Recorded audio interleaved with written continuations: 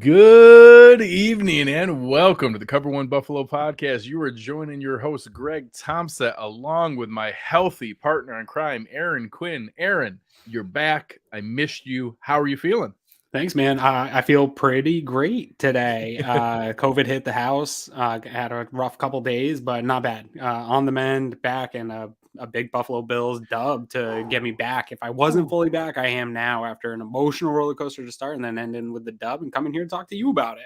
Yeah, just an incredible game, incredible week, incredible roller coaster of emotions for everyone. Obviously, we talked Wednesday night about the seriousness and the anxiety around Damar Hamlin. Everyone got the relief of the news of him. You saw videos of him, you saw pictures of him. He was live tweeting the game, basically sending reactions after different scores and big plays. So I think everyone, including myself, kind of got the permission to compartmentalize and to move on to football. And now being in that kind of position where we were able to compartmentalize and move on to football, now you guys are joining us because the Buffalo Bills have defeated the New England Patriots 35-23. We eliminated the Patriots from the playoffs. We already had most of our elements clinched, but we now clinch the number 2 seed. We clinch that we will not play a football game anywhere outside or in another team's home venue through the entire playoff run. Hopefully that entails 2 home games and a third home game or 2 neutral site games. We'll see how that turns out. But before we get into the breakdown and the individual stats of what's here, what were your thoughts on this game that I think for a while was maybe a little closer than people were hoping? Well, the benefit for me going into this game, Greg, is I had already chalked this up early in the week as willing to forfeit, right? Like it had anything gone differently in terms of Damar Hamlin's recovery, I was willing to concede the last 2 games of the season. Let's go to the playoffs. I feel good about this team no matter what. So as a fan, and as somebody has come and talk, I was already mentally prepared that this game didn't matter a whole lot to me. It would have been, it's extra fun to beat the Patriots, and it's extra fun to, like you said, have that 2 seed and have the home field advantage and not have to play in Arrowhead if you are to meet them. But at the end of the day, already kind of gotten myself to the place. So when it was a closer game than I expected, especially at halftime, probably I was frustrated, but not as much as I had been earlier in the year when we ran into half times where games were probably a little bit closer than you thought they were. But we did see the Bills essentially do exactly what we have seen all year in games like this, where they're a little bit tighter than you think at half. They are able, talent trumps out. They're so good, they end up suffocating the team in the second half. And so never really felt on edge with this one because there was no real hindrance or anything bad happening to the Bills with dropping a game like this. And, the excuse maker in me could have found every reason as to why, like, if the Bills come out and obviously we'll get into the plays of the game, have a big emotional swing, you could justify them stalling out and being flat the rest of that game and not being able to have a normal week of preparation, all those things. You could talk yourselves into a loss for this one, but now you got the win, you got to knock the Patriots out of the postseason. It's all just extra gravy, right, for this one. Absolutely. Shout out to Kyle. Appreciate you. Some well wishes for Aaron, and glad he's doing healthy. Hope you and your family are doing well also.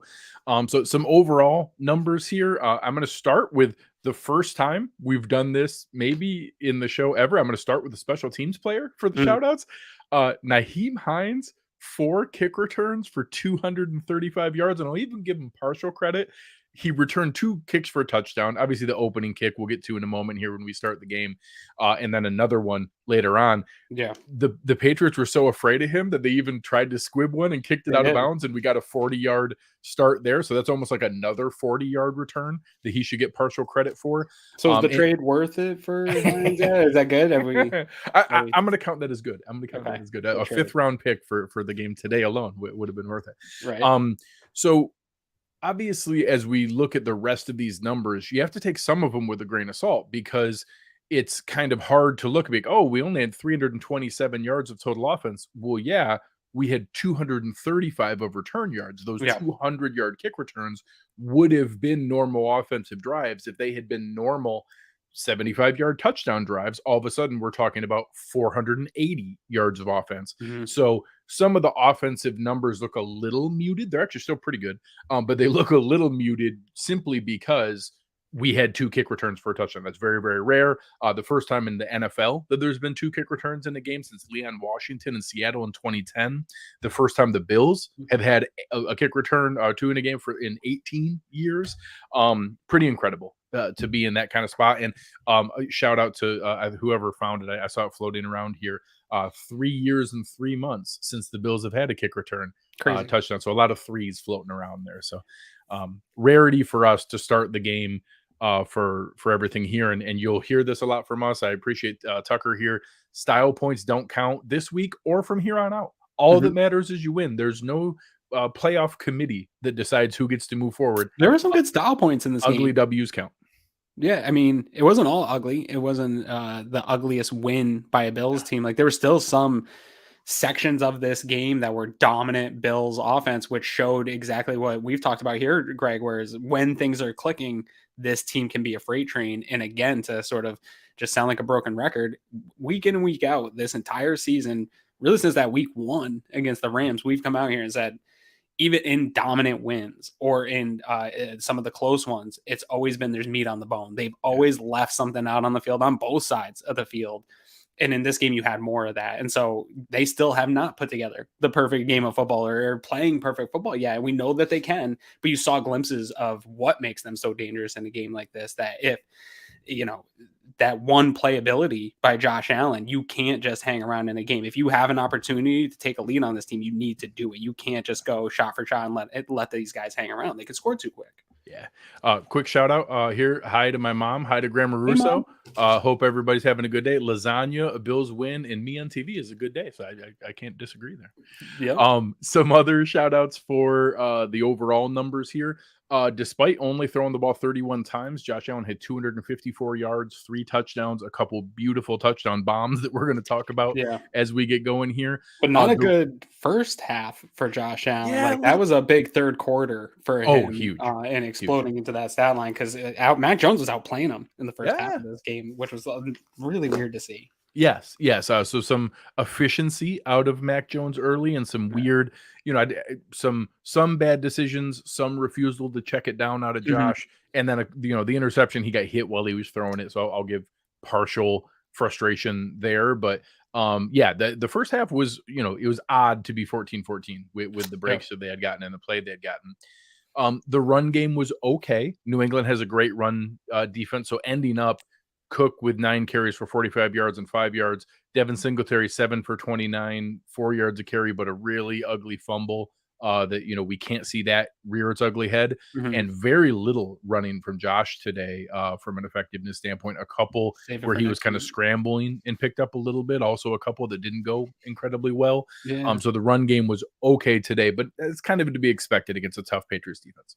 Yeah, and it was a really, when I think we watch back to some of the early struggles by the Bills offense, and we can talk about when we get into the drives, was they kind of also went away from it a little bit at times, again, early on. And when they leaned back into it, I do think they had some of their better, more successful drives with the balance. I don't think it was an issue of the running backs not being able to have production in this game. I thought that it was inconsistent in how they went to the run game here, because there was times where it looked like, okay, they maybe you can lean into this run game a little bit and get this going. They didn't ultimately need to, but I'm still high on them. And the stat line doesn't look necessarily like it felt at times in the game. Yeah, shout out to Stephen Wechter. We appreciate your contribution here, RC's. What a time to be alive. 2 Allen bombs, 2 kickoff return touchdowns, Milano, Edmonds, and Trey White turnovers, knocking the Pats out of the playoffs. Just a priceless day. Can't agree more. A super weird day, because I was tracking toxic differential and the Bills ended up winning 9-5, but it was real close for one point, and it wasn't any. There's one Buffalo Bill. Then you had the 2 touchdowns. So it's actually 10-5. You had the 2 touchdowns, but outside of those 2 big deep shots, it was the kick returns, interceptions. Like, it was a very weird toxic differential type day, where we're used to seeing more coming from the pass game and stuff like that. You really only saw the 2. Yeah, more chunks in those different things. And again, I think a lot of people, we did handle the Patriots a little more comfortably last time, but I mean, they were in the playoffs as of today and were fighting for their playoff lives. Of course, they were going to pull out all the stops. They also, had a pretty significant preparation advantage. The Bills were able to compartmentalize and move on, but no one started anything football related until like Thursday night at the Yeah. earliest. So Yeah. they were, cramming this in last minute. There's some expectation that this wasn't going to be flawless on Correct. their side of it. One last little look here on the overall. Some interesting things. 8 different receivers caught a pass, including 5 different receivers catching more than one pass. So Josh Yeah. is spreading it around. And a It's very weird still, 100-yard receiving day. Obviously, the big touchdown for yeah, Diggs, but like up into that point where he exploded, I remember thinking to myself, like, man, they fed him a little bit earlier, but it's yeah. been pretty quiet here. Well, and you see that a lot of times with a Belichick defense. They were bracketing him early quite a bit. They have all those safeties on the field, and Jonathan Jones is still a pretty good corner. I don't think he's maybe as good as the Patriots fans think he is, but he's good. Like, he's a good corner. So it ends up looking like 7 catches for 104 yards and a touchdown. It probably was a little better job by Jonathan Jones and what Yeah. that looks like. But ultimately it was there. And another great comment from RC here. No injuries. And we're waiting on a confirmation from Spencer Brown. We saw him hobble out and then go back in the game, but I don't believe I saw any other injuries, which was a huge one from today, as we're starting to get some people back after the couple really devastating big injuries that we saw. Mm-hmm. And then a couple other things just on the defensive side. Obviously, big plays across the board. We saw sacks from Gregory Rousseau, some big tackles What for a a game loss. for Group. Great game from Taron Johnson. So Mm-hmm. Rousseau and Johnson stuck out to me. And then interceptions, again, like was mentioned earlier, from Milano, Edmonds, and Trey White. Yeah. So some really good play from the guys you needed to see from. Yeah, absolutely. Let's jump right into this one, bro. Lauren here on the touchdown for John Brown. They put up, it was number 16 on the bill. So I'll give the graphics guy a little bit of slack, but he put up Isaiah Hodgins' picture on the John Brown touchdown. Oh man, that's not good for the Hodgins stands mental health yeah. on the Twitter. So, but no, I'm happy John Brown got one because maybe now we don't have to talk about Isaiah as much. Hey, I'll take it. So here, starting out the first quarter, I'm gonna pat myself on the back a little bit here. In the Slack channel, we're sitting there, and after the Patriots won the toss and they go there, I'm like, man, I thought about this earlier in the day, and I have no idea why the thought creeped in my mind. I thought about the fact that, man, wouldn't it be awesome if Matthew Smiley talked to the guys and be like, man, this would be the greatest moment to be able to like set this up perfectly and just unleash this crowd. And I mentioned it in the Slack channel, like, man, this would be the greatest time for a big kick return to really let everything go. And then Nyheim Hines literally took the opening kickoff 96 yards for a touchdown, and that crowd lost its mind. It was like if you submitted that as a screenwriter as your script, they would laugh at you and be like, hey, all right, come on, that's Corny. a little over the top. Yeah. Let's dial it back a little bit. That's a little silly. Yeah, man. This was a weird experience for the game. So obviously my mom was here for the past week. She also got COVID, so extended into this game. Hope she's okay. And yeah, everybody was good.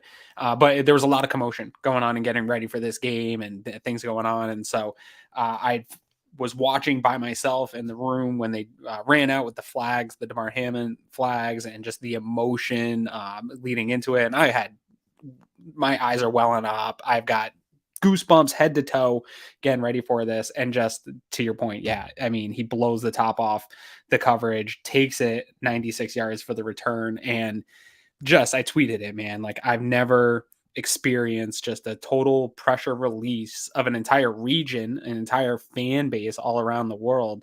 Bills Mafia just had the ultimate release of pressure from a week, like you mentioned, a week of just anxiety and the types of feelings. And obviously the feeling for the team and Damar and everybody just all at once was unleashed in such a moment. And it was one of the coolest moments as a Bills fan that I've experienced watching something. It just felt pure joy. I was just giggling, laughing, enjoying that touchdown, and had, tears of joy, and all that pain from this weekend sort of came all up at once. And I won't lie, dude, like midway through the first quarter, I got a little bit worried because I was like, I'm kind of like exhausted right now. Like, it's only for halfway through this game here, or halfway through this first quarter, and I'm already exhausted. Like, I can't imagine what that emotional toll was to reset in this game too for the team. Like, that is we talk about the adversity of this team a lot, but to like ramp up emotions that much, you talked about it in Spaces, it could have gone sideways for another team, but they were, even though it got a little sloppy after this, they were able to rein it back in and play this football game. And I was trying to mention that a lot in my game day thread of like, okay. And I mentioned it on Wednesday night and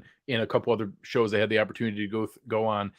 my big curiosity was we knew there would be this huge spike in adrenaline and emotional motivation. Not this big. We didn't. Well, be like I don't that. know. Yeah, not the full Naheem Hines literal all at once. explosion. How would they manage that spike and then the inevitable drop that comes from that adrenaline rush? Are they able to manage it? And I had said, hey, we're going to have to see it here. How is this going to go? We need to make sure they don't crash back down too hard and they're able to level it out. And I won't lie, on the next drive, when the Patriots went 3 and out with a run, another run, and then a Gregory Rousseau sack, I was like, oh my God, we're just going to completely, like, historically boat race them. I can't believe this. And then we saw it on that next drive, our first offensive possession. We got a little bit going, got a couple passes in, but then we saw the pressure. To see him feed Diggs out of the gate in this game, right? Because there's been a little bit of questions over the past couple of weeks. Is he still being as productive as he needs to be? And you saw them feeding that right away. That prioritizes it to me. And you saw him even early in that Bengals game try to prioritize that, getting the ball to Diggs. So I do think that'll be something here going forward, is get early and often, right? Yeah. Well, 100%. I mean, he's obviously the central cog in that offense from the skill players. And, they tried to get him the ball. We saw a couple, and then we saw what was probably our biggest concern was the Patriots were, number 2 in the NFL in sacks, their ability to create pressure, their ability to bring pressure. They had to do it with blitzing. They didn't get home with 4 very often, but anytime they sent pressure, Belichick was dialing up some of his best to confuse sending pressure, where the protection staggering some of that pressure, where like they send guys and then bringing levels of pressure really got to Josh. This one particularly here was a 3rd and 7, which is the worst time for it to rear its head, right? Josh did, again, such a good job of being Josh. He evades like 10 guys on this one. And I actually thought, Greg, I want your opinion on this, because Bills end up punting after this, but I thought you saw some face mask on this one and a horse collar tackle on this one that did not get called. And kudos to the officials for the most part in this game for letting stuff go. But this was one where it's like the star quarterback of the NFL, a top 3 star quarterback in the NFL, takes 2 things like that in a play on a 3rd down. I feel like that's a huge miss right there for the officials. Yeah. And I will add, I prefer for them to hold the whistle, let the guys play, especially going into the playoffs. I don't want ticky-tack calls. Totally. We'll see a couple we'll complain about later on both sides. I'll give credit. The Patriots got a horrendous offensive pass interference call that they did not deserve. So it balanced out a little bit later on. But ultimately, I prefer that. This would have been one where I still would have liked to have seen that call made in his ability to do that. A comment here: Josh makes 5 or 6 plays in the game that most teams' quarterback wish they could make maybe once every few games. That you're not wrong. A couple, we'll get to these as the play goes. It erases a lot of the mistakes that we would have otherwise been sitting here bitching about and talking about, right? Yeah, and it's going to come up here. Josh, do I wish that we had both the big game hunter that Josh Allen is, where he's constantly looking for that kill shot, and the Tom Brady death by 1,000 cuts, check down guy every time it's there? Sure, it would be the most unstoppable player in NFL history. Like, we have to realize that, hey, when we get all excited about the John Brown touchdown and the Stephon Diggs shot play and all these other plays and the one that went off Gabe Davis's chest, like, that comes at the cost of all 3 of those. He probably had a guy he could have checked down to. And if they're incomplete, we get all mad that, man, why didn't he check down? Well, because sometimes he throws 45-yard touchdowns or heaves it flat-footed diagonally across the field 68 yards for a touchdown. Because he's Josh Allen, it's a package deal. We have to take it as a package deal. I agree. And I've said that every time you say that, he's shown us that he can be both. And that's the problem. Last playoffs, he was able to lead long 80-yard sustained drives where it was Beasley and Diggs on slants and those types of plays where teams were taking away the deep ball, right? And he was able to do that. It's, when can he put it together consistently? Hopefully we go into the playoffs again and we have some performances like that. It's just there has been a variance since those playoffs of lining it up so those perfect games go together. But because he has shown us perfect football before, we are now spoiled for life and we expect it every time.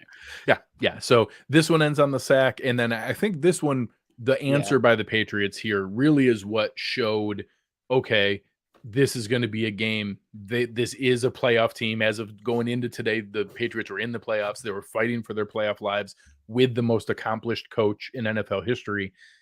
They answer back with a 9-play, 74-yard touchdown drive, going down the field, pretty methodically. Had a deep shot. Devontae Parker had one of his best games I've seen in a while, and sadly, Devontae Parker seems to have many of his best career games against the Yeah. Bills. I'd prefer that wasn't the case. But was able to bring a little bit back here and tied it up 7-7 and really let us know that, okay, this isn't maybe going to be the boat race that we were hoping. That touchdown grab on the 2nd and goal where Taryn, I thought, got the full push off for the toe tap to be. I mean, I wish Gabe Davis was watching how that toe tap worked later in the game, because unbelievable. At first look, I thought there's no way that's a touchdown. There's no way he got his foot down. So unbelievable effort there. This drive was just like super frustrating to watch, because there's also been a number of times, as good as the Bills are against young and rookie QBs, as good as they have been even against like the top type of QBs and able to really limit some of what guys are able to do, there's this weird thing about like middling Kirk Cousins type QBs where these guys have big games sometimes randomly. And it felt like with this drive, the way the efficiency that Mac Jones was playing with, it was like, oh shit, like Mac Jones is going to like somehow have some big 350 plus yard game where he's like crazy efficient. Sort of like we saw like the game with Zach Wilson this year, where it's like nobody thinks Zach Wilson's a good QB, but then he comes out and has his best game of his life against the Bills. It felt early in this one, it was like, man, if the Patriots are going to do it, it's going to be on the, oddly enough, the back of Mac Jones. And luckily for us, it was on the back of Mac Jones and ended up going our way. But in that moment, I was like, dang, man, they looked good. They were scheming up guys wide open here. You had a 20-yard leak out pass, 17-yarder to Parker. You went another 11 yards to Parker. Like, they just moved down the field with efficiency. Don't love to see it. Yeah, and don't get me wrong. This is a receiving core that I was kind of hoping we would be able to contain a bit more, but we've seen it's not always the best case scenario against these tall, athletic jump ball guys who can go up over it. And just to plant a seed here, when we get to the offseason, remember the name Jacoby Myers, because he's going to come up on my free agent wish list when things come up here. The guy who did that ridiculous acrobatic toe tap, he is a hidden gem who has not been utilized by Mac Jones to the fullest of his capabilities. Right. And I would love for him to come meet Josh Allen and become his best self in Buffalo. We'll talk about that in a bit. Fortunately, the Buffalo Bills did answer right back. They come right back here, going down the end of the first quarter, go on a 13-play, 75-yard touchdown drive. I was going to say not right back, because that was a pretty substantial drive they put together. Which you love to see. Oh, absolutely. And this was the kind of play. This also had a good mix of running and passing. We opened up with a couple Singletary runs, a scramble by Josh, then a couple passes to Diggs and one back to Davis. Then they go back to Singletary for more runs, hit another shot to Diggs, some more runs by James Cook, and then find Gabe Davis for the 19-yarder, which was really under pressure. This is one where 3rd and 7 could have been very similar to the other play where scramble, and they got the sack on the first drive. And this time it was scramble, and Josh unleashed a laser to Gabe Davis to get it down to the 2-yard line. A couple plays before this, one play before it, it was the 3rd and 1 to Devin Singletary. Is that where we put the shoulder down? Where he literally stopped, sized him up, put his shoulder down. He was like a good 2 yards back when he did this. Stopped, sized him up, put his shoulder down, and ran through him. Probably that's some of the most fun stuff to watch from Motor. He has those nice, fun, slippery long runs, but at his size, when you see him get low gravity like that and just run into somebody, I love to see it. So that was a play that stood out for me. And then that 2nd and 10. Right after that, the back shoulder from Allen to Diggs, where like they're not even like that exemplified the chemistry between the two so well. There's not a lot of combos that can do that, pull that play off where you throw before a guy's even really ready. Fantastic stuff from Allen and Diggs. That's such a special connection. I'm glad it paid dividends later. Yeah, and heck, Josh almost got a touchdown to Khalil Shakir on another really nice play that just got broken up. McCourty was, didn't face guard because he didn't hit Shakir, but he had no idea the ball was going. He was just reading the rookie's eyes, putting his hands up and knocked it away. So luckily, right as it flipped over to the second quarter, we actually started with the ball. The first plays of the second quarter. And that Gabe Davis, I think, got them in the red zone, by the way. Yes, that did take them from the 21 to the 2, so got him into the red zone. Lost yards on the first play to Singletary, but then came right back. Josh again scrambling around, keeps it alive all day. and found Yeah. the play there. And when you say all day, that really circles back to what I was talking about, that the Patriots were able to create pressure, but only when they sent extra rushers. When Mhm. they were sending Yeah. 4, or even a couple times they sent 3 and tried to drop 8, Josh was patient and he sat there and took the time to be able to find the open receiver. And this was a great example of that, where he found Knox in the end zone, pretty easy pitch and catch by the time that he loosened back up, and the Bills took the lead back 14-7.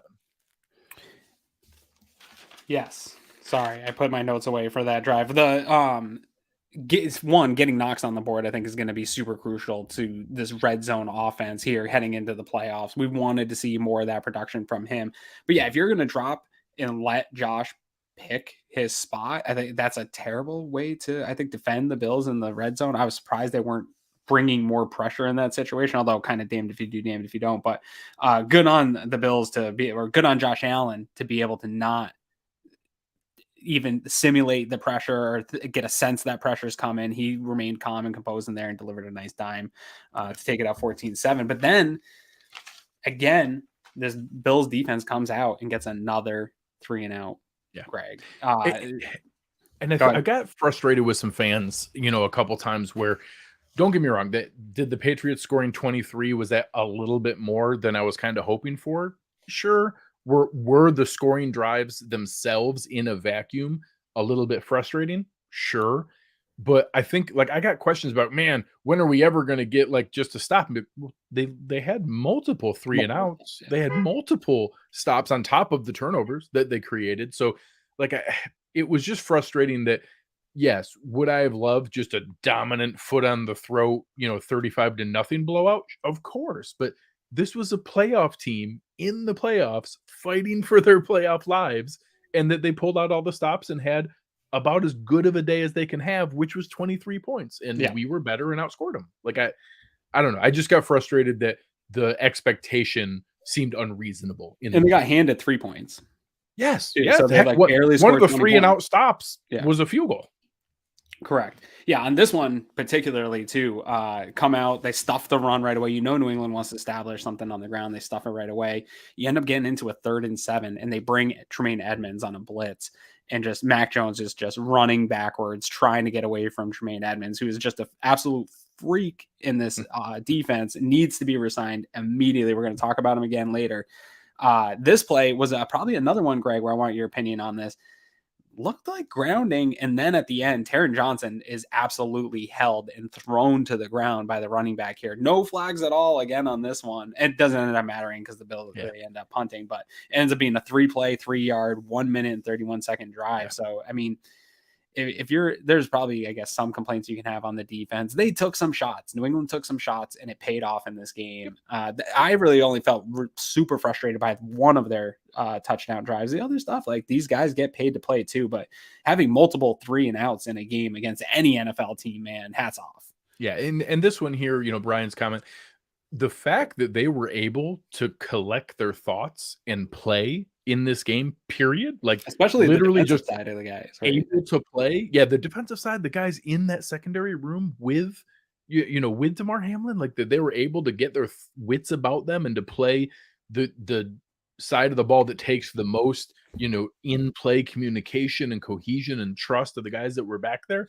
I was just really impressed with the fact that they were able to put forth the effort they did. And some people, in the moment, again, I know it's frustrating to give up scores, but the people's reactions to call them soft and things like that, it emotionally triggered me and made me I probably had some frustrated or maybe even inappropriate responses to some people that they had. I didn't hear any of that stuff. Yeah, that's crazy. They had the nerve to call these men who experienced that soft in what they experienced and what they went through and got out there to play a game. I was upset when those things. I don't want to hear it on a good day. I don't want to hear you calling an NFL player soft, let alone after everything they've been through. Man, there's no place for that. Also. So unfortunately, even after getting that 3-and-out that they deserved, this was a bit of a trend. The offense didn't quite capitalize. They come back, get a couple plays going to get them into a position to have a first down, hit Isaiah McKenzie for a nice play where he turned and actually had a little bit of nice yard after. I know a few people were watching his yardage. For some bits I won't lie. Wagering being legal in the state of Ohio now is probably not good for my mental health. And I had a wager on Isaiah McKenzie going over his yardage total. Chris Kepner brought it up on our producer brought it up on our spaces this morning about talking to you guys. I tried to warn him, guys, maybe stay away from that one, but him getting 19 yards when I needed him to get 30 was not good for my emotional health. But I'll take the W. Well, I'll happily take the loss there.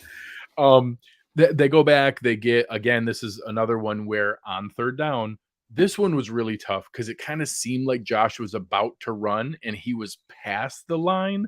And it's impossible to know when Josh was going to scramble. The way, Mitch Morse had a really good block. He was blocking his guy all the way out to the line of scrimmage. And at the last minute, Mitch didn't know Josh was going to be scrambling and running by.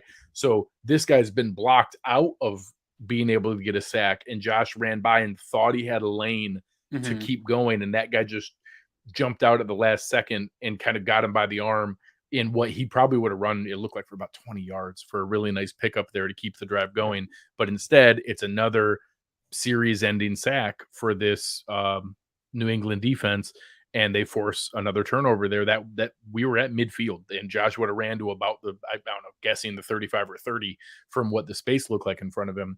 And instead we have to punt it back to them. Yeah. And this has been something that on these post-game shows has been kind of reared its head a number of times, where the defense gets a really nice stop that you don't necessarily need the offense to go down and put it. I don't expect every time the defense gets a stop for the offense to go put up 6.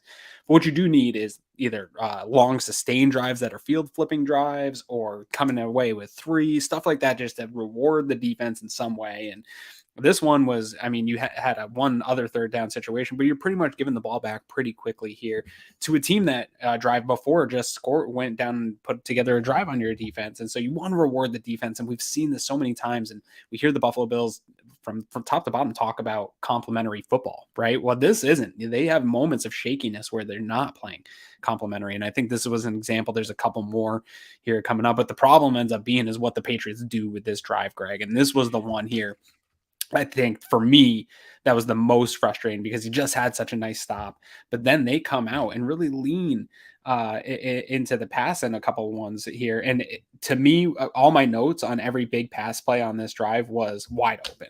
Every single guy was, I can live with receptions, Greg. You know me, I defend guys like Dane Jackson. I defend guys all the time. I can live with receptions, but these guys were wide open with nobody on top to come and tackle them. And that seemed unlike a Leslie Frazier, Sean McDermott defense to me, which is why that particular drive made me feel so frustrated here. And I think the series that ended it here of one, Josh looks like he's about to run for a big play.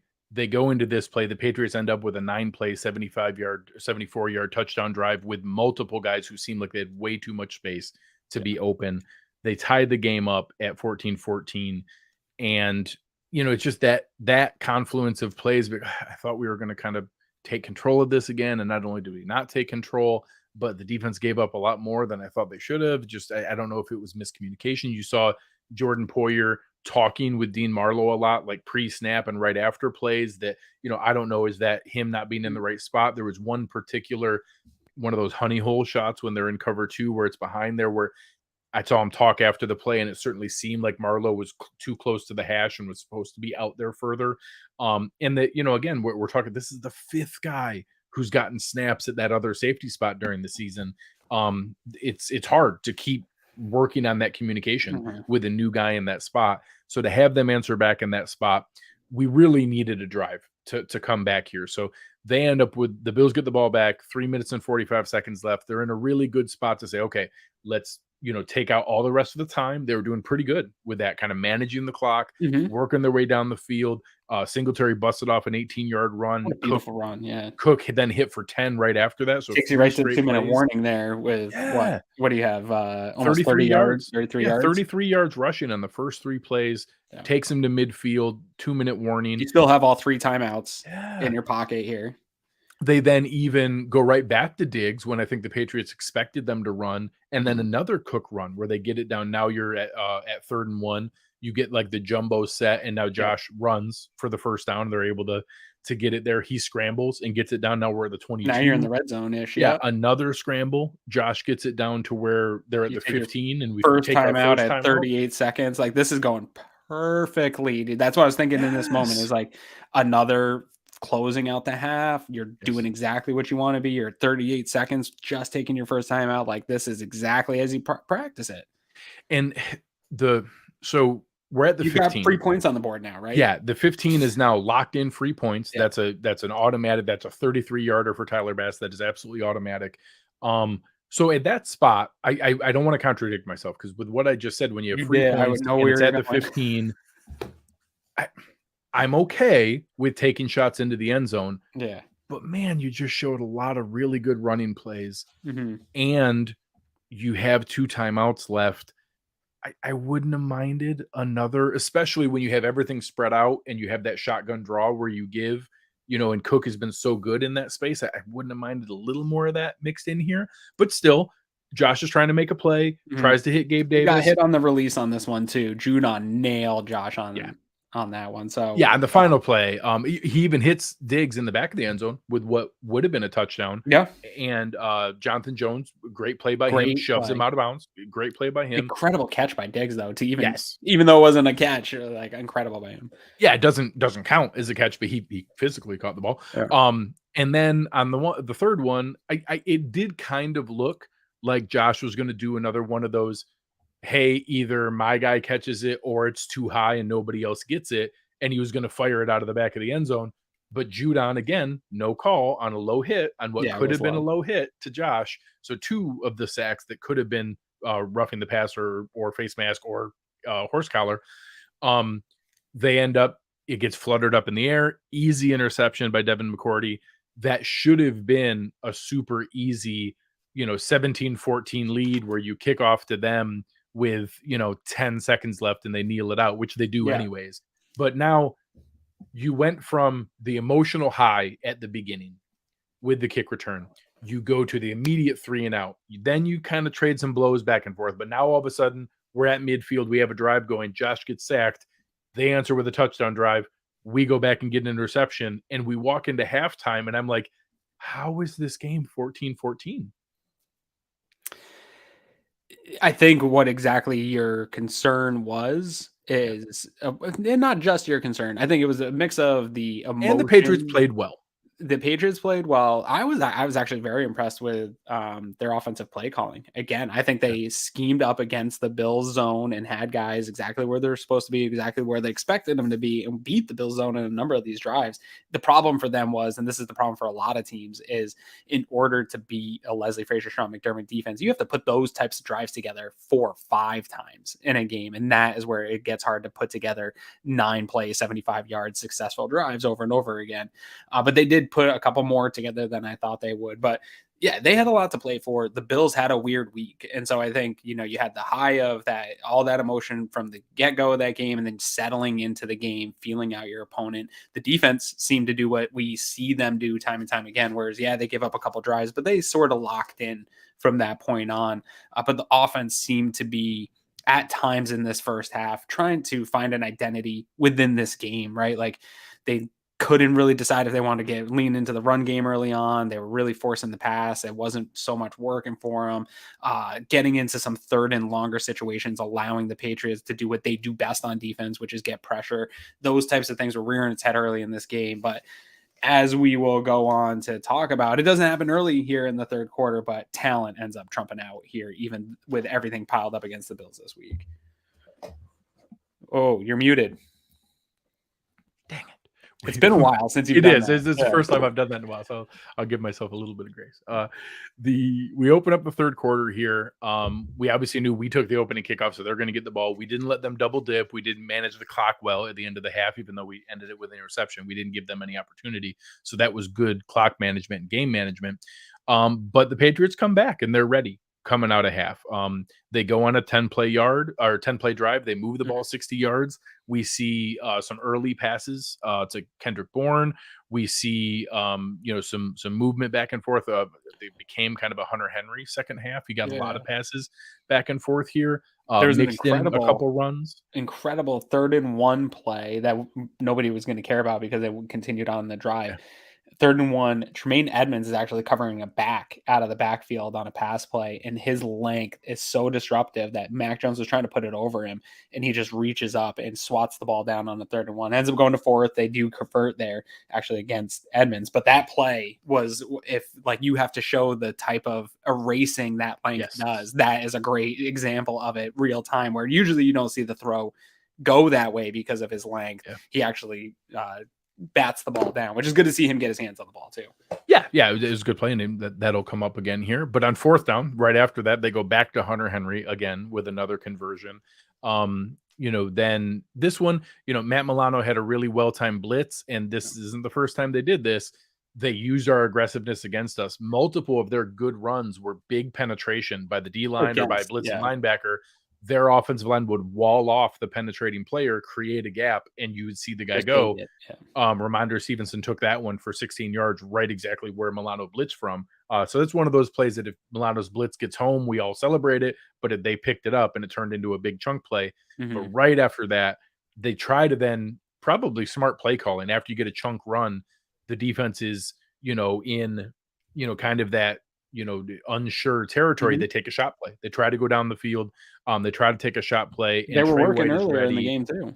Yeah, Trey White is ready. He's in great position. He's ahead of the receiver so that he's able to kind of wall him off and then turn and make the play. Perfect coverage in perfect position, makes an interception. Probably the first big play we've seen from Trey. He had a couple pass breakups and a couple nice plays in other games, but the first big play we've seen from him to get the ball back. And now, unfortunately, that means the Bills start with the ball at the 2-yard line. Yeah, I mean, you needed a big play. This was your defense is kind of reeling here. They're on the ropes. You're dizzy. You're a prize fighter. You're a little bit dizzier on the ropes here. And they decide to take that shot and to respond in this way is exactly why you have big time playmakers, right? Like you've lost so many all pros on this defense and those guys who is going to be those guys that step up in the big spots.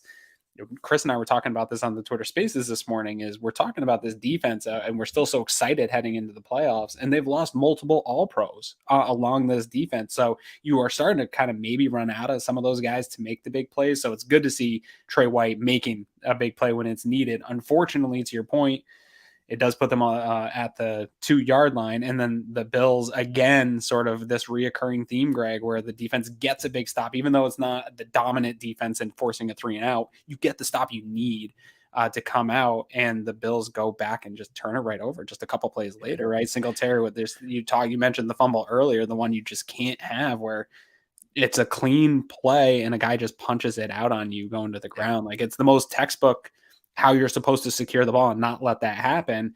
And I am the biggest supporter of Devin Singletary. I feel like, well, not the biggest. There's a few Twitter accounts that literally have it in their handle, but I love Devin Singletary, but this has been the one reoccurring issue for him is I don't think he has more ball security issues than other running backs in the league, but it's the spots and the hows these balls come out. Yeah, and we had seen him put that behind him for a bit here. He had a really nice stretch of the last couple of games without any of this rearing its head. Here, he actually starts with a really nice run on the first play, getting 5 yards. This next one, he's about to get 3 or 4 more yards and get himself in position, but he lets Jonathan Jones come, punch the ball out from behind, and now all of a sudden that defense that answered and made a play when they needed to, you've now given them the ball at the 11-yard line. Mm-hmm. And here, I'm going to pivot a little bit from my normal approach here. I'm actually going to call this my Herr drive of the game. Chris Kepner called this when we were going through the drives earlier. Just say that's a drive of the game drive right there. And it is, because here the Bills now had a frustrating end of the half, those 3 series in a row that I talked about. They get a big stop, and emotionally coming back out there, you just were off the field for 2 plays, and you had just gone on a 10-play defensive drive. And now you have to immediately come back out. You're on the 11-yard line, easy for them to go in. And you come back with an immediate tackle by Rousseau on Damian Harris. Yeah. You have pressure on Jones where Matt Milano knocks it away from Damian Harris. And then have great coverage where you make Mac Jones have to scramble and slide after only 3 yards and hold them to what is essentially a 3-and-out, but a 3-and-field goal attempt because they started at the 11. On what could have been an enormous momentum swinging possession where they could have taken a 21 to 14 lead very easily, where they only need 11 yards with the kind of run game that they have. And to get the hold there, I thought was such an emotional lift. And I'm actually going to carry this over a little bit because they get that. And not only did they get the reward of the emotional lift, but immediately Nyheim Hines then takes the ensuing kickoff back for his second touchdown. And now you have this crazy swing of Trey White interception, Devin Singletary fumble, awesome 3-and-out hold, and boom, the Nyheim Hines with his second kick return touchdown of the game, and follow that up right afterwards with another basically 3-and-out. They did get a first down on the first play, so it's technically like a 4-and-out. But the defense, after being on the field for, because you talk about a kick return touchdown, well, the defense was just on the field for 10 plays and then had to come out for another stop. And now we got a kick return touchdown. They had to come back out for a third straight possession where they basically got no breaks. And to now only give up the one short first down and all of those together. After a good return, too. Yeah, 9 plays for 19 yards is all you gave up, and you get the ball back there. That swing, in my opinion, decided the game here, where it could have easily been 21-14 New England, and instead you're now talking about a swing back of holding them to a field goal, answering with a kick return touchdown, and boom, it's 21-17, and you've gotten the ball back for your team. This is where that defense really stepped up and answered for themselves. And was it perfect all game long? No, but this is where it really mattered. They made the plays when they had to, with multiple stops in between. I think this is a great drive of the game for you. Although I will say you probably cheated a little bit here with giving multiple drives into it, but you're right in that multiple drive of the game. Yeah, it's a stretch that I've had so much frustration with this season with this team, and I've talked about it so many times of the defense coming out in a third quarter and getting the ball back to the team over and over again, or having a big stop like this. We've seen this type of thing where they're put in a bad position, have to go back out there, and they force the field goal. It has not been rewarded, and it took special teams in a second 101-yard touchdown return here in an unprecedented game from special teams to make it happen. But this is how you go and blow teams out, is when your defense gives you the ball back, you reward them, you don't penalize them. And so it's good to see that show on the stat line and show here when we're talking, but it wasn't any thanks to the offense. It was all thanks for the special teams there. But then to your point here, one on that second defensive drive in your drive of the game here, AJ huge hit by Taron Johnson. Yes, and the play before it, 2nd and 7, AJ Epinesa with a huge pressure hit that forces the incompletion, which leads to a 3rd and 7. And then Mac Jones puts a ball out there, and Taron Johnson comes up and it was similar to if he had a little bit more weight, like a Milano type body frame, it would have looked like that Mike White hit. Like, it was just perfect textbook how you tackle a guy in open field, laid the hammer, forces the punt. The play's just started to get its mojo back, to your point, at this point. And then that leads into the next scoring drive here for the Bills. Yeah, and now to be in that kind of position, and now we've kind of settled it out. You've gotten the ball back, and now I was talking in the chat like, hey, this is where we need to go on a little bit of an offensive drive, just because you got to give your defense a blow. You got to give them a chance to just catch their breath. They've basically been on the field for all 3 possessions of the second half. The offense is going to come out for their first real possession, basically, of the second half, already with only like 4 minutes left. We come out, and I was a little surprised. I thought this was going to be more of kind of running the ball and establishing it. We come out passing almost every play in this drive. Josh misses Gabe Davis early, but then hits Knox, where I thought he got the first down. I thought he did too, and I thought he manned up the guy that was trying to tackle him pretty nicely. But on that one, that I do want to see more of this as part of the offense. To your point, Greg, of he's going to be this guy that pushes the ball downfield and makes those super exciting plays. But I think part of the problem is the trust in the playmakers underneath. They're not having that Cole Beasley role in the slot, not having some of this stuff where you're trusting guys to make plays. This has been available to him constantly this year, where Knox is just sitting out in the flat. He's the check down, and he's able to take it 8-9 yards almost every time exclusively. And so I want to see more of that as we ramp into the playoffs, whether it's Cook, Knox, that guy that's sitting in the flat. They have the playmakers that can convert those into first downs, and that's easy money.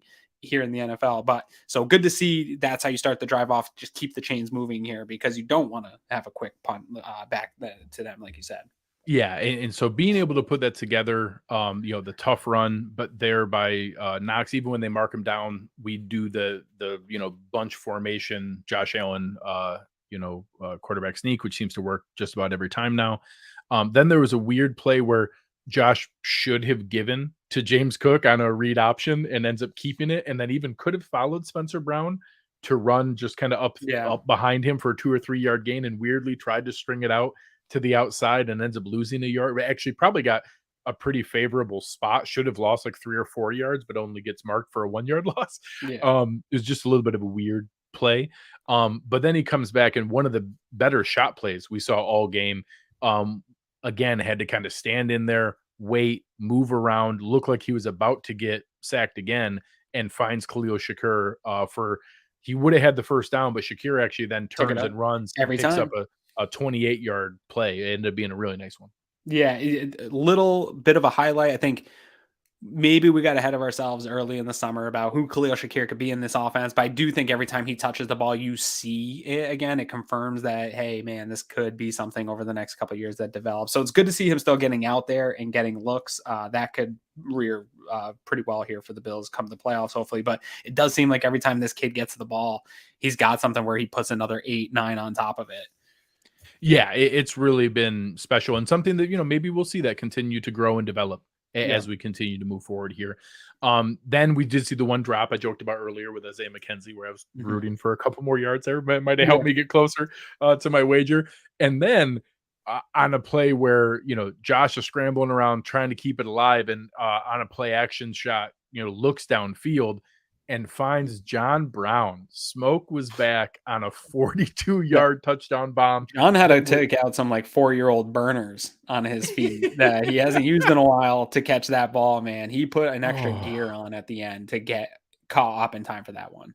Yeah, I don't know how much start-stop quickness he has left. I don't know how much razor thin route running he has left, but the man can still turn on a straight line speed. He's still got those jets to run straight because you saw Josh motion and he saw there was no safety behind him, and John Brown had to turn it on, and we'll talk about having to do that again here in just a little bit. And Josh overthrew it. And Josh overthrew it, and John Brown said, "Nope, I'm gonna get it." Yeah, and turned it on and dove and had to make a really impressive diving catch, reminiscent of a diving touchdown catch that he had, I think maybe against Miami. I can't place it what game it was, but in that right corner of the end zone, him diving and having to, chest catch it as he's diving and protect it from hitting the ground. Super, super similar to another touchdown catch he had back in maybe 2019 pre-Diggs, and just incredible to be able to see it in that spot. Yeah, super cool. And then I think right after that, he ran up and gave the ball to Danny Kellington, the guy who administered CPR cool to Damar Hamlin. Just shows you the guys that are on this team, the thoughtfulness of Smoke's been bad. Just hasn't had a play like that since coming back into the NFL. It could have been about him. And yeah, as Kyle Pop's saying here, for him to come off the field and make it about something much bigger than himself, just again, great group of guys on the team, and so happy for Smoke to get this coming back and to get some of that action and showing that they still have a guy that can stretch a defense. Yeah. Pretty cool to be there and just an extra threat to be able to worry about. And, I think here now you've talked about a big swing back and forth. They had their opening drive. Trey White gets the interception. We give it back to them, early on with the fumble, but we get the stop. We get the kick return for the touchdown. We get the quick 3 and out. We get it right back and go down the play for a touchdown drive. It's now 28-17. You feel really good about hey, we've got this under control. And this is right when they turn into the fourth quarter. And they, they start this drive with about a minute left in the third quarter. They go down through there. They, this one, they're going for chunks, and they get a big play right off the bat to Devontae Parker. They get a big run by Damian Harris, who was thumping his chest a lot and talking a lot of trash after the run. It was a little interesting. Yeah, not a big day otherwise. Yeah, a little bit odd, but hey, whatever. It's his last game of the season. Sure. Good for you to feel good about it. And they keep finding a way. They get another fourth down conversion, and just continue to find ways to kind of keep moving down here. and get to where they now are able to take another shot. I don't really know how to even get frustrated. They go up in coverage and Kyrie Elam's in position and has his arms up, and Devontae Parker's not an amazing receiver, but the one thing he's really good at is those contested catches, jump balls, and he just jumps up higher and catches the ball, and then they fall into the end zone. Again, a frustrating drive, but it wasn't like it wasn't the earlier one where guys were wide open. It was, them converting on 4th downs, a couple, just tough plays, and then a really good contested catch. And it was, I really was kind of hoping they'd just close this game out and it's done, but they let New England hang around. Yeah, I think on this drive, there was a 3rd and 6, and it goes, it's a little same thing, dump pass to Henry, and he gets in. It's him and Jordan Poyer out in space, and Jordan doesn't get a clean look on him, and it gives just enough for it's a 4th and inches. Rather than like 4th and 2 or 4th and 3. Yeah, and they are able to go for it, and that is what allows them to then come out and take that shot play, like you said in the drive earlier, where it's like you're in a position where you got the defense a little bit against the ropes. This is the opportunity, and to Mac Jones' credit, man, I've seen him throw a lot of ugly footballs. That was a dime. To Parker there, where it really, if you have a big body receiver, that's the only guy that's going to be able to get it. And that is what it is, man. I talk about it all the time. Not all receptions are the same. Elam was in good coverage there.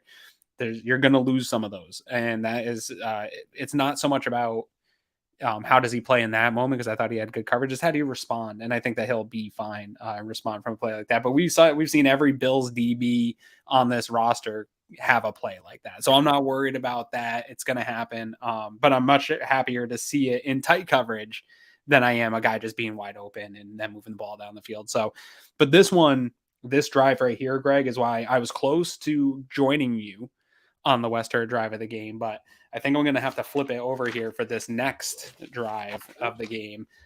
So if I can pull up West Herr drive of the game, mine is this next one. So I was with you there because the Bills, it did seem like they were about to pull away after the Hines return and then that other stop, and they even scored again, but it wasn't until this 1-and-1. This drive here starts out with a squib kick. You mentioned this earlier. So this was basically you should credit Hines with 40 more. Another 40-yard return for Hines essentially starts at the 40. I mean, you've got a team that just scored now. The score is 28-23. They're looking to get another one of these where they get you in a 3rd and long, get the sack and get some momentum, shut this field up and make this a ball game left. You're still at 8 minutes left, I think, at this point, somewhere around there.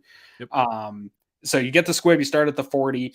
Davis gets an 11-yard reception come out of this one. You get the Knox crazy one-handed grab, which probably saved us from a tip interception. Probably McCourty coming down with that one, the type of game that he had in this game. Crazy one-handed. Although that play didn't count. It was called back for a chop block there, but an insanely ticky-tack chop block. Oh my God. Here's the thing about the refs in this game is we didn't hear a lot from them. But when I needed to, I didn't. And then when I did, I was confused. Like I was left confused at almost all the times we did. The whole game and let guys play. Deion Dawkins never engages with the defensive end. James Cook goes and gives touches them, but is not like you have to have. They're not engaged. Correct. You're right. He did physically contact him, but then they separate and he's rushing around the edge. James Cook comes and gives a textbook chop block, like he hits him. He doesn't allow to. Like he makes in a vacuum a legal chop block that just hits him in the thighs, and then Dawkins is kind of there as he goes to the ground, assists his shoulder, touches the shoulder a little bit. I get it. Like maybe by the letter of the law, since they technically both contacted him, it counts as the combo chop block they're trying to get out of the game. This is not the block you're trying to legislate out of the game. Right.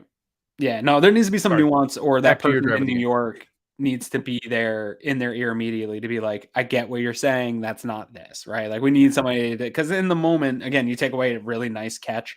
I don't think it gives them a first down on 2nd and 8, but something that keeps them ahead. And now you're at a 2nd and 23 instead, which ends up not mattering on this drive. They go 13 yards to get into a nice manageable 3rd and 10. And then on 3rd and 10, this is why this is the drive of the game, not just because it puts them in the lead and changes the game.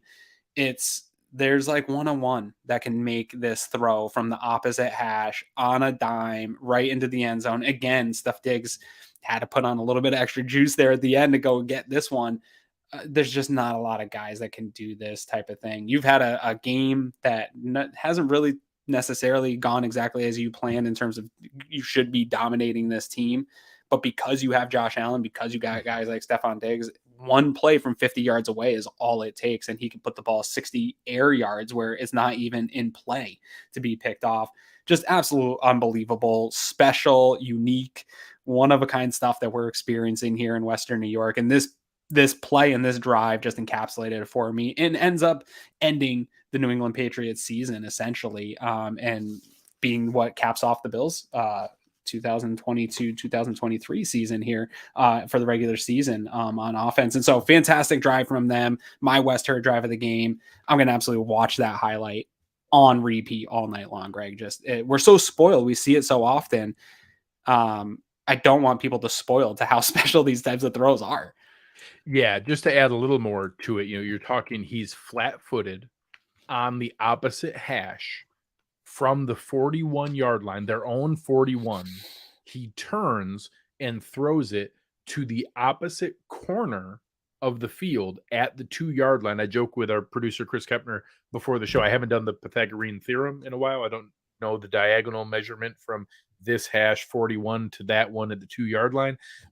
So, technically it went 58 yards forward. Yeah. But with the diagonal in play, plus him flat-footed and getting hit as he threw it, it's an insane play. So it's going to end up probably being, 64, 65, 66 air yards. Sure. One of the most impressive throws I've ever seen any other play make. I don't know. It maybe, Patrick Mahomes or just I'm sure he's made some, whatever. Be able to physically Josh accomplish could have put another 15-20 on that. He didn't put everything into that. That was just crazy. Yeah.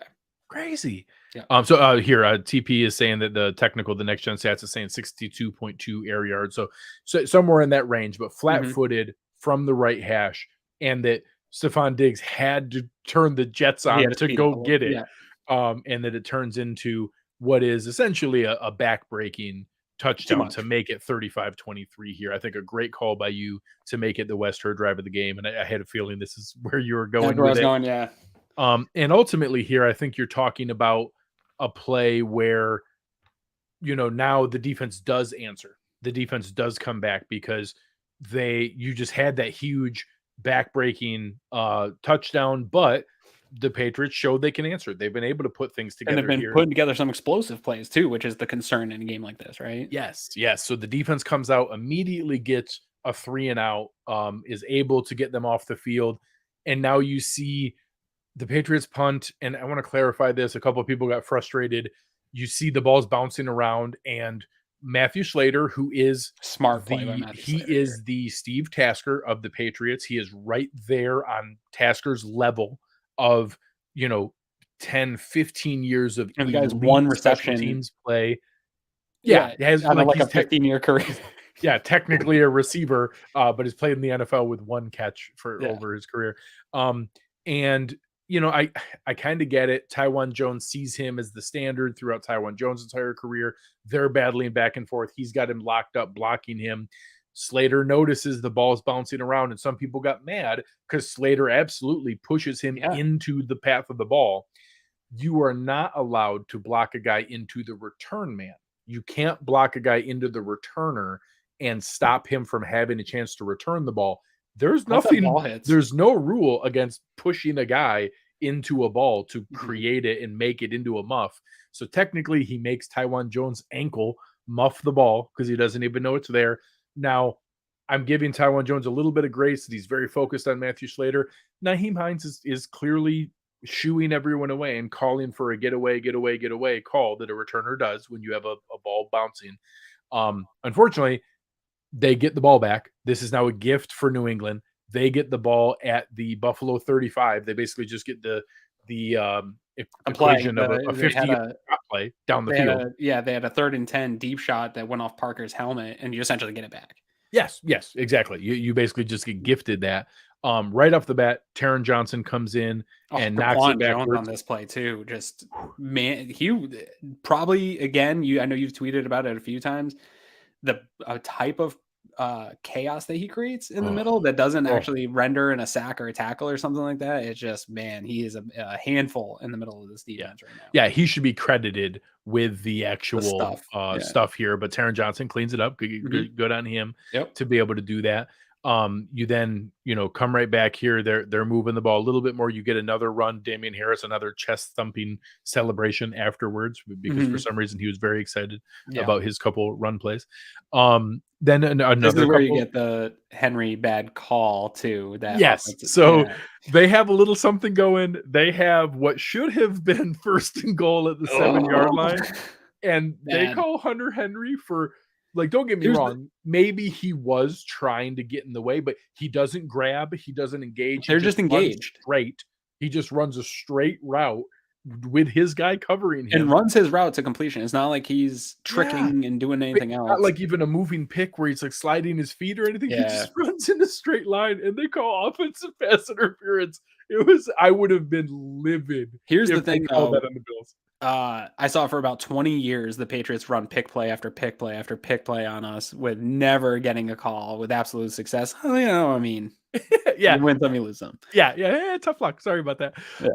So then they go back. Now you get a incompletion, you get a run play, and now you're at 3rd and 19. They're trying to make something happen. That they're down 2 scores. They need to be able to go for a shot. They try to take a shot here. It gets picked. It gets tipped up in the air. Matt Milano picks it off. Runs it back 40 yards to get back to the 39-yard line. Awesome play. Toxic differential play there. Yeah, turnover and 40 yards of field position. I will say I was pretty pissed when he took the ball out of the end zone. I was like, come on. But then, you get a 40-yard return. So I will say that's all about decision making. He should not, in most circumstances, if he saw that much wide open green, where obviously he did return. It's hard to see on the broadcast. Yeah, I'm just like, we can't see what's out in front of him. I'm screaming, get down, get down, get down, and I see him kind of. You can see the wheels turning. Is he kind of like hesitates for a minute and waits to see, like, oh, should I take a knee? And he's like, no, I got a lot of room, and he takes off. So God bless him. He made the right decision because he saw what was out there. It's not like he had to juke people and break tackles. He just pretty much ran straight for 40 yards until somebody caught him. This next possession, I'm a little frustrated overall with the Bills offense. This is nitpicking. We are up 35-23. We just got to, I think I tweeted my game day thread, nail meat coffin. They ended it with the Milano interception. There's now 4 minutes and 52 seconds left. We have the ball up by 12. Game is over. They're not going to be able to come back at that spot. Correct. They passed the ball on the first down, which is not bad because the defense isn't expecting it. They're thinking you're going to take the air out of the ball and run it. Stephon Diggs has space and chooses to go out of bounds. Like he dips out of bounds like he does normally. And in the regular season, I like him saving hits on his body. That's all fine. But hey, just slide down in bounds. Keep the clock running. Make him take a timeout. Then we do get a run here, and we pick up the first down. Then Singletary gets stuffed for a loss, and New England takes a timeout. And okay, I get it that it's 2nd and 12, and I am the biggest advocate of, hey, don't run on 2nd and long. And that's for regular times of the game. We are now playing the clock, not playing the Patriots, and we end up trying a deep shot to Stephon Diggs that he throws pretty well over him, and then. This play's a little hypocritical because it is the big game hunter, Josh. He's scrambling around. He puts it on Gabe Davis's chest, and if he catches it, we're all celebrating. But from a game management standpoint, I really would have liked for that to, be some more run plays and force some more timeouts and make them have to do that there. So it ends up being a 5-play, 10-yard drive that takes 1 minute and 27 off the clock. And I just felt like we missed an opportunity to take more advantage of the circumstance. Before I turn it over to you, Big Shot, I've been on shows with Big Rat here. He's a content creator for the Dolphins, saying, Dolphins fan here, thanks again for the win. Happy y'all kept the 2 seed, and best of luck next weekend. We'll talk about that at the end of the show. We will be playing the Miami Dolphins next week in Buffalo. And shout out to Big Rat there. Looking forward to, hopefully we'll be on a show together here to preview the game. Yeah, man, shout out. Appreciate you. Yeah, to turn it over here. One, I agree that this is like one of those hard moments where, again, we praise him for Yep. that big Yep. playability, but it He becomes just a did it the drive before. yeah, for sure. And I am more mad at Gabe Davis for not catching that dime than I am at them for taking that shot, right? Like the results, I could play the results there all day and have a field day with it. The problem is those plays inherently are low percentage plays, right? Like, so like it's one thing when you need it and you need that boost and you want it really being aggressive to take the lead. But to your point, when you're playing the clock, it's why play the low percentages? Like, why even put yourself in that position? Play the high percentages, take the layups, get the clock out of here. There's no sense in putting anybody back out on the field that doesn't have to be. So it's just, again, situational. The game is at hand. It doesn't ultimately matter. It is very nitpicky, but these are the types of things, the meat on the bone, the cleaning things up, the making better decisions at the end of the half, throwing into coverage instead of taking the three. It's the calculated risks, making those the big play risks that we're willing to live with and take, maybe just leaning into and being a little bit more calculated and situational. Yeah, it is what it is. Again, it's a package deal. Yeah. There are sometimes It I think allowed Tremaine Edmonds to get an interception, which yeah, everyone yeah. So wants to see on the stat. we'll get one more fun one in here. And again, it's fine. At some point, you flip over and you're playing the clock, not the other team. We've had plenty of times where We do, what right? it does open up is you run the ball, run the ball, run the ball, and then you can do the play action leak play where you do go for the kill shot. And I don't mind that where you've now lulled them into it. But when you're going 5 wide or 4 wide in shotgun and just passing the ball in circumstances where you should be keeping the clock running, Yeah. I feel like there's more opportunity to The nice do it thing is there. we've seen them do it the right way more times than not. This Correct. seemed Correct. a different way for them to call that moment. It doesn't stand out to me as something that they would traditionally act like that in that situation. Yeah, yeah. So, then they go back. They do give the ball to the Patriots here. Again, they're kind of scrambling. They get an initial couple of chunks of yards. They get a couple to, Mhm. some initial tries at it. They get the ball to Henry. They run the ball to Damian Harris. Now they're trying to be able to get a little something going, and we see another one kind of tipped up in the air, and Tremaine Edmonds comes down with Yeah. it. Game sealing interception ends it to where even Crazy because I heard he can't make a play. So that's pretty fun. game clinching interception Yeah. by Tremaine Edmonds to be able to end it. And then kudos to Bill Belichick. There was probably a technicality where they could have tried to get the ball back with literally 8 seconds left in the game, but you're down 2 scores. He can do the calculus in his head. He eats the timeout that he has left in his pocket Mhm. and lets the Bills kneel it out to end the game because he can put 2 and 2 He knows together the season's that it's over. over, that this season's over. And I respect it. I appreciate it. It's a real shame. I hope you wish you all well. Tough And luck, man. yeah, Yeah, I mean, here's the thing. The season's been obviously fun and we'll have time to sort of look back at the season, but no matter how old I get or how good the Bills get for how long they get, there's gonna be no scenario where ending the Patriots season and their mhm. playoff hopes doesn't taste absolutely delicious. And I'm gonna savor it all night. I haven't really had an opportunity, obviously, jumping on the post game show to jump into my friends' text message threads and DM groups, but I will be there tonight for all of you for the 20 years of scar tissue that I still have to unlay on you guys. So Yeah, I real want shame. this. I want this season to end like this, Greg, for the next 20 years. Yeah, I'm perfectly comfortable with ending the Patriot season. To be honest, I even threw out a scenario where I was kind of hoping that the Jets and Browns would win. We would beat the Patriots today and then welcome them And back then next drag them week back in for another to beating. drag them back in for one more beating. Now that we've kind of wrapped things up for the game and that ended where the game was at, we can now kind of step back a little bit. Some of the other results we were looking for, there were a couple scenarios. If the Patriots won, they could have locked up the 7th seed. Right. Obviously, they didn't do that. The next one that we looked at was Jets Dolphins, which was tied 3-3 forever and then tied 6-6 for a long time. And the Dolphins end up ending the game on a field goal with 15 seconds left, and then they tried to do the pitchy woo woo play where they throw it around. I'm stealing that from Scott Van Pelt, but it cracks me up every time him and Stanford Steve talk about the pitchy woo woo. And that sadly, some college bowl games even impacted the spread, who covered in some of those crazy ones. Technically, the game ended on a safety that one the Jets player was tackled in the end zone or something like that. Yeah. So it's 11-6, a weird NFL score. Some of the other ones, if that hadn't have done that, we were looking at, did Pittsburgh beat the Browns? They did. Some of the other scenarios down there. So the Bills next week will be hosting the Miami Dolphins in the wild card round in Orchard Park. We don't know when that game is. I don't know if anyone has seen that here. I don't think the I announcements haven't will seen come out yet. until. Yeah, I was just looking while you were talking here to see if we've Yeah. gotten any official announcement yet, but I have not seen anything. Okay, so we'll see that probably will come.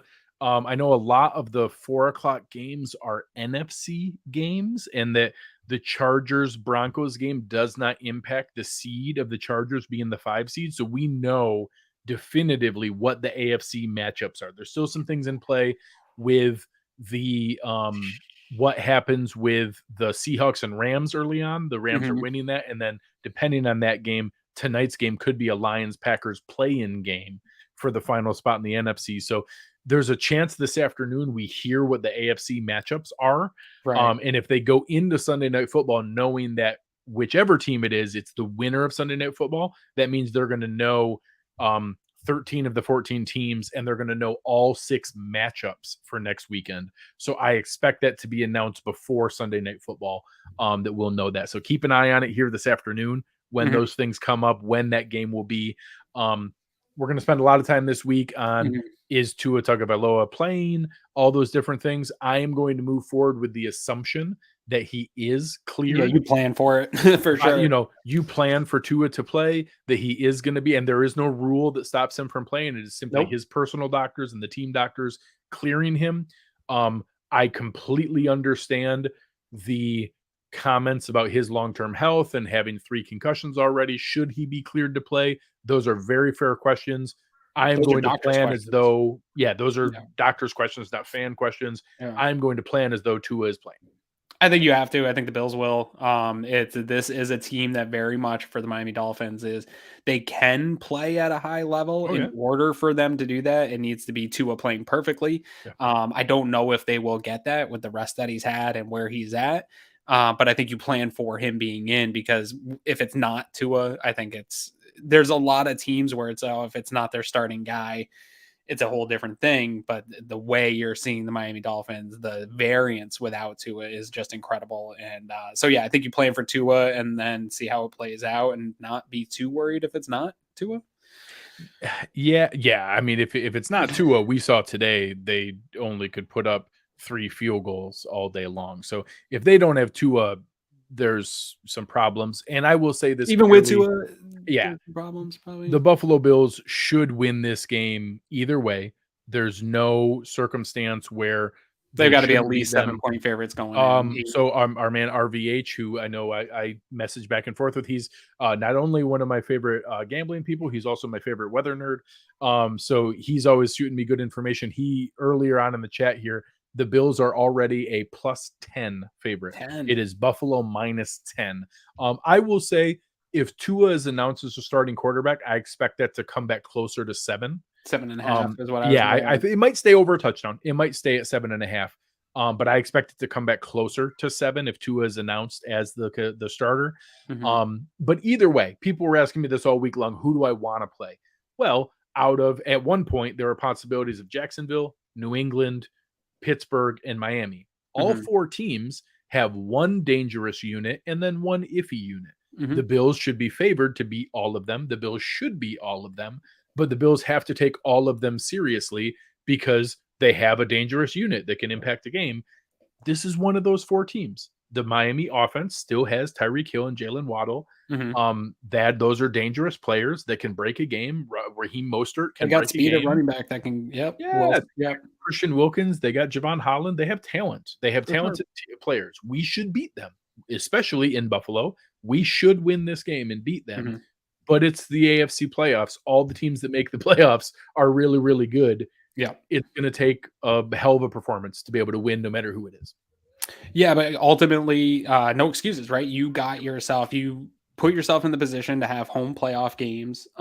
You're not going to get the 1 seed, which was a goal that you had put out there, but at least to get to that point of the AFC Championship, which is the goal to get there, you've done all the things that are within your controllables to get there. You're also outside of the big major injuries, which there's nothing you can do. The guys that are on IR, you're getting healthy at the right time with the guys that are available, and so everything has played up to you being able to perform at least hopefully close to your best here heading into the playoffs. And so I think they're in a good spot. But like you said, every team left is a good team, but the Bills should be favored in all these matchups, at least until they get to that AFC Championship game.